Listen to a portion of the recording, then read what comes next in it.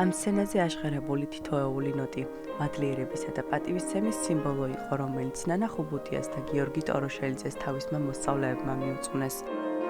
თბილისის სახელმწიფო კონსერვატორიაში ორი დიდი მუსიკოსისა და პედაგოგის სოვნისადმი მიძღვნილი ფესტივალი გაიმართა.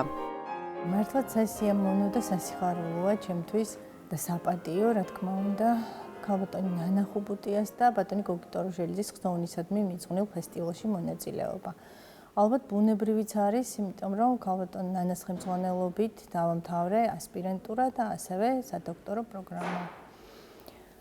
მინდა აღნიშნო განსაკუთრებული მათი წვლილი კონსერვატორიის წინაშე. თითოეულმა თითქმის 5 წლის განმავლობაში იღვაწა კონსერვატორიის ამ კედლებში და ძალიან დიდი კვალი დატოვეს. ქალბატონი ნანა ხუბუტიას აღზრდილები მთელი მსოფლიოს მასშტაბით სერიოზულ საკონცერტო მოღვაწეობას ეწევიან და არა მარტო საკონცერტოს, არამედ აგრძელებენ მის პედაგოგიურ სკოლასაც. ნანა ხუბუტია და გიორგი ტოროშელიძე მრავალი ქართველი კომპოზიტორის ნაწარმოებთა პირველი შემსრულებლები იყვნენ. ასევე მათ ააშხერეს პირველად მე-20 საუკუნის მეორე ნახევრის დასავლეთ ევროპელ კომპოზიტორთა შედევრები.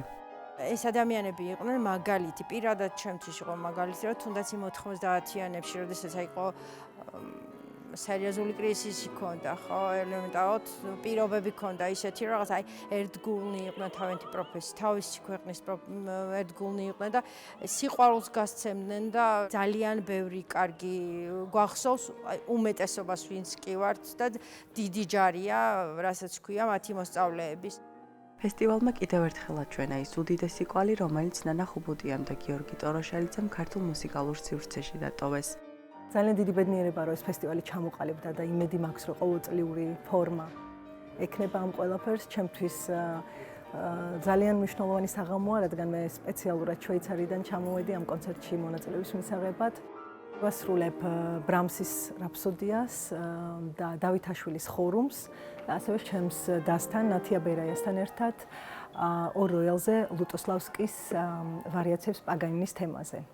და ეს ნაწარმოები ჩვენ ნანა ხუბუტიასთან გვაქვს გავლილი, ესეც სიმბოლურია ალბათ. მათი პედაგოგიური ნიჭი, შემოქმედება და მუსიკალური მემკვიდრეობა ამ ფესტივალით კონსერვატორიის კედლებში კიდევ ერთხელ გაწოწყლდა.